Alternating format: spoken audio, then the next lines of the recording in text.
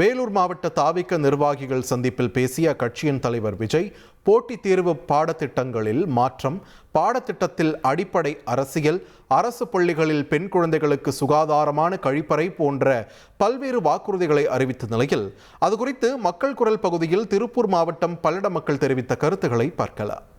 பெண்களுக்கான முன்னுரிமை பாதுகாப்பு இதெல்லாமே பேசியிருக்காரு. அது வரவேற்கத்தக்கது தான். அந்த மலைவாழ் மக்களுக்கு ஹாஸ்பிட்டலு அங்கே பேருந்து வசதியெல்லாம் பண்ணி கொடுக்குறேன்னு சொல்லியிருக்காரு. அதுவும் வரவேற்கத்தக்கது தான். இன்னும் இந்த மாதிரி ஸ்டூடெண்ட்ஸுக்கும் நிறையா வேலை வாய்ப்பு, கவர்மெண்ட் வேலை கண்டிப்பாக கிடைக்கும் அப்படின்னு சொல்லியிருக்காரு. அப்புறம் இந்த பாடத்திட்டத்துலையெல்லாம் பசங்களுக்கு அரசியல் பற்றி தெரிஞ்சுக்கிறக்காண்டி இதெல்லாம் சொல்லியிருக்காரு. இதெல்லாம் புதுசாக இருக்குது. இதெல்லாம் வரவேற்கத்தக்கது.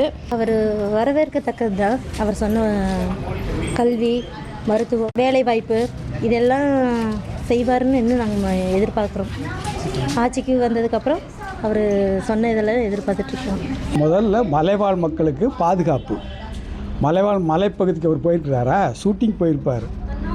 மலைப்பகுதியில் மக்கள் எப்படிப்பட்ட வாழ்க்கை வாழ்கிறாங்கன்னு அவர் தெரியுமா? அது தெரிஞ்சால் தானே அவருக்கு பாதுகாப்பு தர முடியும். என்ன பாதுகாப்பு தருவார்?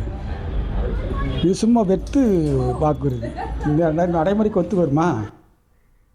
மக்கள் குரல் பகுதியில் பல்லட மக்கள் தெரிவித்த கருத்துக்களை பார்த்தோம். இனி செல்லும் இடமெல்லாம் செய்தி. தந்தை டிவியின் வாட்ஸ்அப் சேனலை ஃபாலோ பண்ணினா செல்லருக்கும் இடமெல்லாம் செய்தி. இதோ QR கோட் இப்பவே ஸ்கேன் பண்ணுங்க, ஃபாலோ பண்ணுங்க.